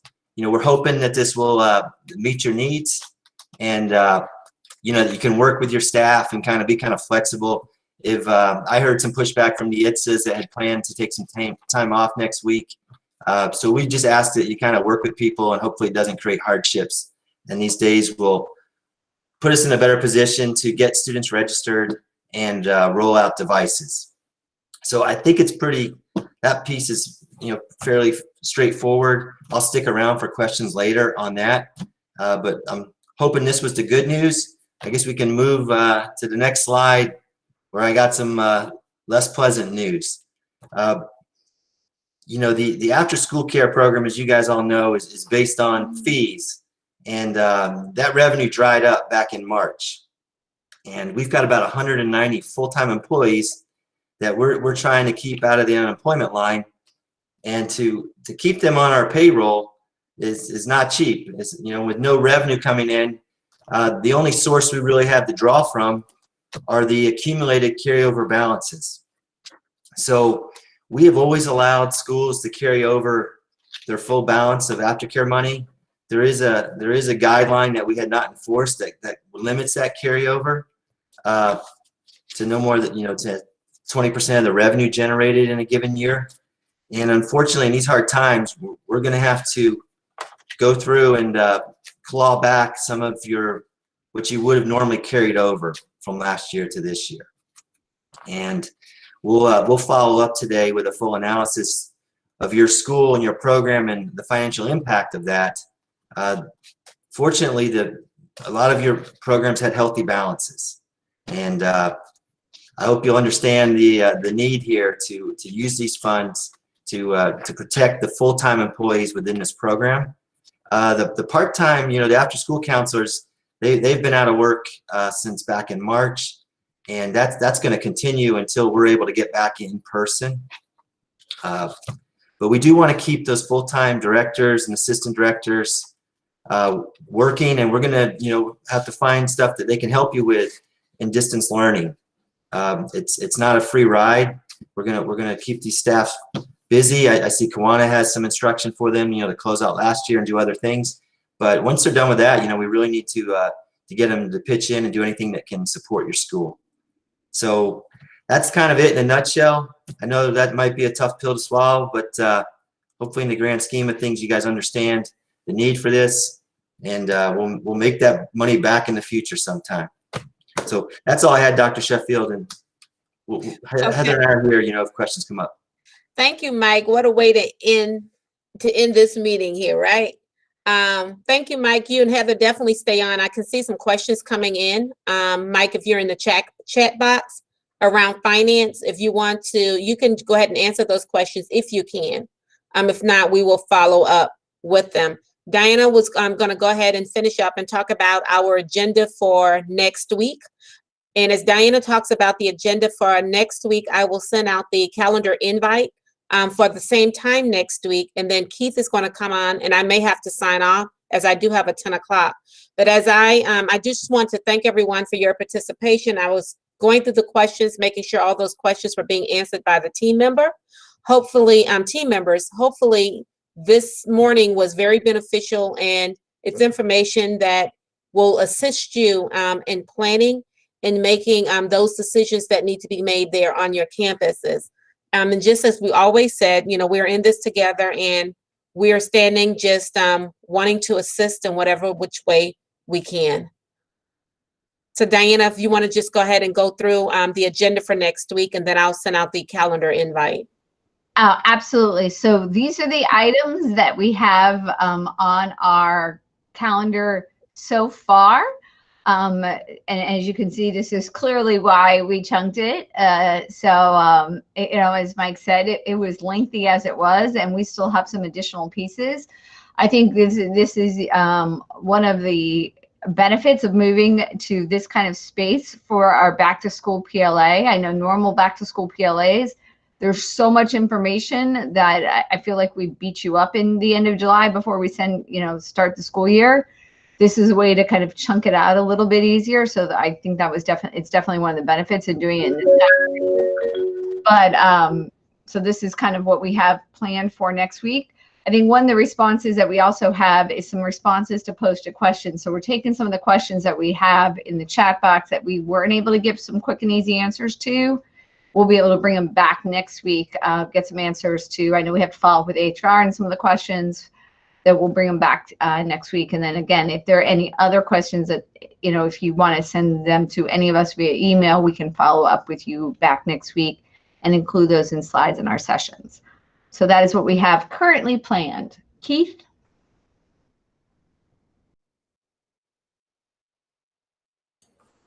Thanks, Diana. And I want to thank the entire district team, Dr. Sheffield, everybody putting all this information together. Obviously, there's a lot going on right now that more decisions have been made and are being finalized. A couple of things I want to go through regarding first around your first priority right now. Our number one priority when we open up on August 31st is the classroom, right? And that classroom exists with technology. So the priority regarding getting what families that still need a device, what families need internet is a priority that has to be put together. So last night the board did approve the Comcast and T-Mobile expenditure. So Mark is going on a call with Comcast right after this to see when we will get those particular codes, so that as soon as we receive those, that we get those to you. The key is that as soon as we get those to you, those have to go out to the families. So you need to understand that the process behind this is that once a family has those codes, they have to apply online, and then they have to have the infrastructure shipped off to their house, and then they have to self-install that. That whole process, if all goes well, takes a good week, a 7-day week. So that's going to take time. So we don't want to wait to the week of August 24th to begin that process. So that's why identifying now who needs internet, who needs devices. So when we go to distribute, has to be top priority. With these extra duty days that Mike talked about, some of you maybe have lower inventory than others. So some of that's going to have to be moved and shipped around. So again, all this information, so important, but right now, it is crucial that that's your top priority and get it done. Your regionals, instructionals will be working with you on making sure that that's completed. The non-negotiables in that MOU, so, Diana talked about the assurances, our state template as it was shipped off, those are non-negotiables. Those things have to happen for us to have our plan completed. And as you mentioned, progress monitor is key. So again, those are really up for discussion. That has to be followed. The student schedule is that you would follow your schedule in bricks and mortar. Also, I just want to talk a moment about preschool calendar. Now, one of the things that we agreed with the parents, and the regional instructions are going to work with you on your preschool calendar, is that all parents will be contacted prior to the first day of school. Those extra duty days, that has to be built in. The professional development that was talked about today is a non-negotiable. Those are things that have to be built in, to your preschool calendar. The big question that, we're getting from teachers as well as some of you is who has to come back, who doesn't have to come back. Well, again, it's hard to say there's a one size fits all here. There are going to be situations where you may need some staff to come in for a variety of reasons. And we're going to be working with the regionals instructionals on what those reasons are that they would have to come in to the bricks and mortar during preschool. Obviously, for those teachers who are going to be using their classroom as because they want to use their classroom to teach from, obviously they're going to be coming into the school. But to say that everybody needs to come in for something, really, that's got to be fluid. Each of you had different unique needs. Some of you have consumables and things that have to get organized. Some of them, you might have teachers who, may need to pack up their classroom because you're going to reconfigure it for a different classroom because you're preparing for stage 2. But again, it's not a one size fits all at this time. More information will come from regional instructionals regarding that. A question came up, a lot of questions came up also about teachers and principals that have school-aged children. So we're working on that to provide more direction if we're going to allow them to come on campus. So stay tuned. Again, more information will come. I know that we have received lots of questions about that.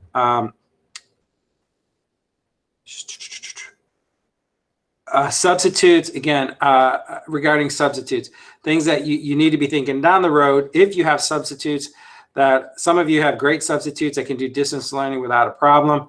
I think, Glenda, you may have talked a little bit about this. Others, you may not. So we do have in a contract where you're able to split up a class and where teachers receive that supplement when splitting up a class. Now, there will be situations that you need to be prepared for down the road if a teacher comes up positive for COVID and is out for a sustained time. What is your backup plan? Which substitutes do you have? Do they need additional support and training? So things that just long-term. But again, I want to talk about technology is the priority for right now.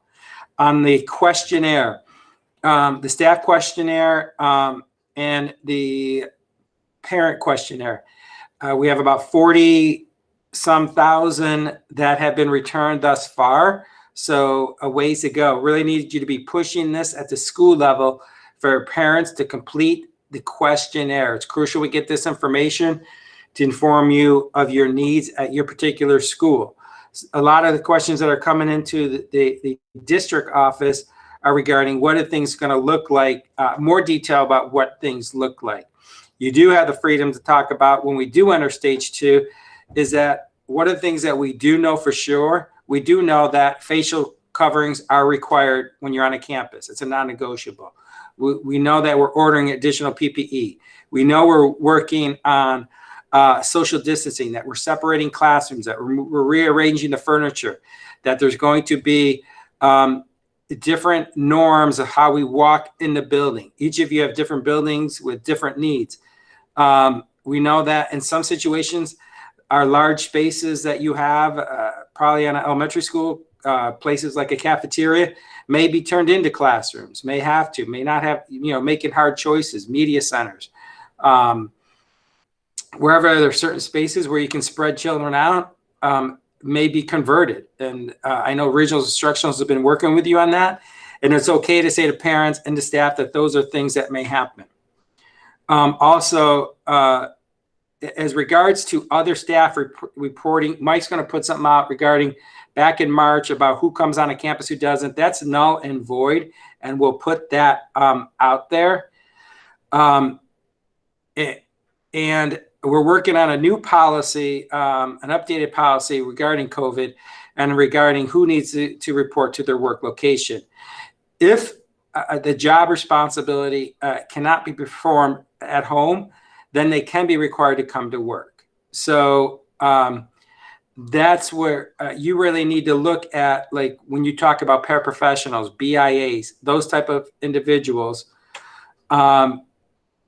if their work and what you have them doing in a distance learning can't be done from home, then yes, you may require them to potentially come back if they don't have, if they're not going into the Google Classrooms as you are asking them to. Then in situations like that, where they're not performing their duties, they can be asked to return back to the facility, to your school setting. So again, each of you have different unique needs. It's not a one size fits all. And that's where you have to look at what you have them assigned and the responsibility. When it comes to the office staff and APs, again, I have not changed the directive on that. They must come to the school campus. There's too much work to get done regarding distributions, getting the facility ready. They are to report to facilities. Nothing has changed on that. Those are the things that I wanted to just make sure I touch base. More information will be coming from regional instruction, again, about preschool week and those. I just want to check the chat box, see if there's anything I missed. Yeah, as soon as we know, we'll send that out about teachers with students, school age child students. And Keith, I think we need to address, because I'm responding in the chat box, but regarding the taking of temperature, we as a district would not be doing temperature checks, and that's per the advice of legal. Because once we go into doing temperature checks and we discover some form of a high temperature, whatever the case may be, we need to make certain that we are prepared to deal with whatever results that we're getting. And right now, as we work with legal, work with risk management, we have not been cleared as a district to do that. So I would ask that not anyone go out and create their own protocol around taking temperature. Keith, you may want to add to that. Yeah, ditto. We're not doing it at this time. There's no plans in the future at this time. Because of the legal legalities. Yeah, and different health officials have concerns as well when we consulted with the Superintendent's Health Advisory Committee. Kathy asked about the preschool week is actually 7 days. So it's the 12th or 13th, and then the week of the 24th. So it's 7 work days. So it's the 5 plus the 2 that the board supported adding on. So again, some of the things that are non-negotiable during that, if you watch that board meeting, is that the expectation that all teachers will contact their parents prior to the first day of school, all the additional training that is going on.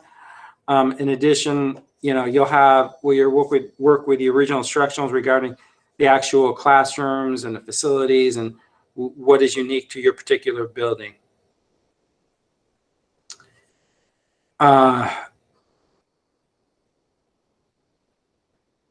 don't know if others see questions that came through that we need to address. Any of the other team members? Judy Gerard, no, we're not looking at a stipend at this time.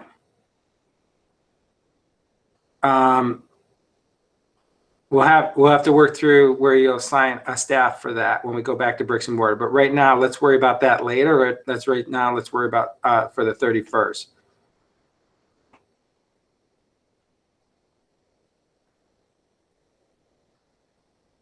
Seth, are the 2 extra duty days required, the 12th and the 24th? They're required if they want to follow any normal protocol to take a day off.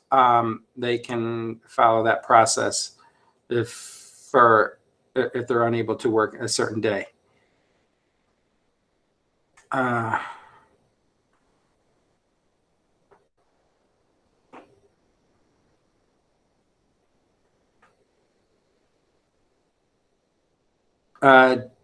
Dr. Sheffield, Jennifer Glinda's question about the social equity training is we're working on something of that. I don't know if we'll have it when we'll have it though, right? What is that question?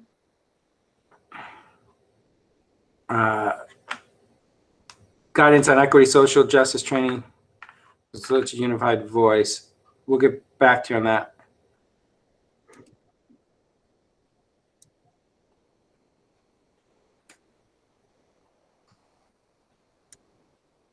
Nina, as far as when Chromebooks are going to be delivered to schools, right now you need to, so part of your work is what are your current needs for Chromebooks and devices.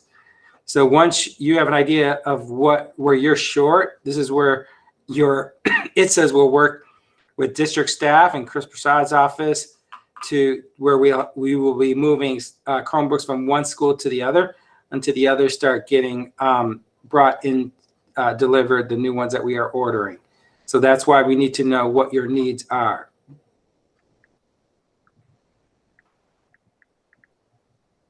Obviously, anybody who's sick or fever or doesn't feel good, obviously they should stay home. Emery working on when the pony will get back up and going. Mike and I have been discussing that. So probably soon. So again, extra Chromebooks, this is what I was talking about earlier. It's important for you to identify what your needs are. There's not just a shipment that's going to necessarily come out. Each of you, your ITSAs have identified your current and current number of Chromebooks that you have in your building. And then what has to happen is if you have to cross match that now with what are your current needs based on the information at the end of last school year where you completed information and what your needs are moving forward.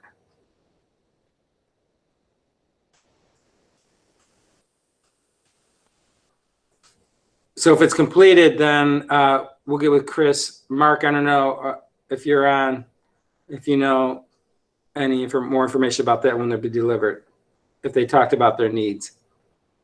If not, we'll get with Chris to put out more information. Mark or Adama? Mark had to drop off. He had a meeting with Comcast. Hey, Keith. Oh, Mike, you're still here? Okay. I did hear from IT. The ITSAs and the school techs are doing a good job. They've identified about 41,000 Chromebooks across all of our schools, gotten those ready for deployment. You're right, they need to do some reconciliation to see how the inventory shakes out school by school, what's on hand versus what the needs are. We may have to shift some devices around from school to school. And then we're also have new devices on the way. We're able to get about 4,250 from Office Depot. That'll be here soon. We've got another 2,000 from the Ed Foundation. And then starting the week of August 17th, we're going to get 10 to 12,000 a week of new HPs. So we're pushing and pushing to get these things as fast as we can, but we'll be rolling those devices out and working closely with your school techs on that deployment, you know, in the preschool weeks ahead. So more information will be coming, but I feel like we're in pretty good shape. You know, the distribution of those devices is going to have to be prioritized. We really need to address the kids in need. We still have about 61,000 computers out there with your students, and we'll have, all goes to plan, and it should, we'll have about another 60,000 that we can deploy before school starts. So that gives us 120,000 in total. That'll cover about 2/3 of all of our students. And then as the school year begins, each week we're going to continue to get more devices, but we are going to be dependent to some extent for about 1/3 of our kids that'll need to use that personal device that hopefully their family has provided for them. So we'll bring more information forward in the near future. Thanks. Mike, there's this question based on the new calendar. Is there a pay gap for APs, BHPs, etc.? No, the pay gap impacted about 4,000 employees on contracts of 180, 182, 187, and 188 duty days. That included bus drivers, bus attendants, police aides, school food service workers. But those positions mentioned, the assistant principals, behavioral health folks, they should be okay. And your teachers are okay. And the reason the calendar is a little crazy is because we were trying to protect people, and that's why they come in for a day or two and then they get a week off or so. So you got to really pay close attention to those employee calendar notes. It is, you know, confusing this year with the starting and stopping, but we worked really hard to minimize the pay gaps. All right, thanks, Mike. And I want to thank everybody again. Dr. Sheffield, I knew you had another meeting. I don't know if you're still here. I'm still here. I'm still here. But I think we have covered everything. So I want to thank everybody for your participation. As we'll check over if there's anything we've missed, we'll get back to you. And we'll see you next week, if not sooner. Dr. Sheffield, anything else? No, that's it. Again, just thank everyone, and I will be sending out the invite for part 2 of this meeting. And hopefully this information was beneficial to everyone. Thank you. Thanks. Have a good day, everybody. Bye-bye.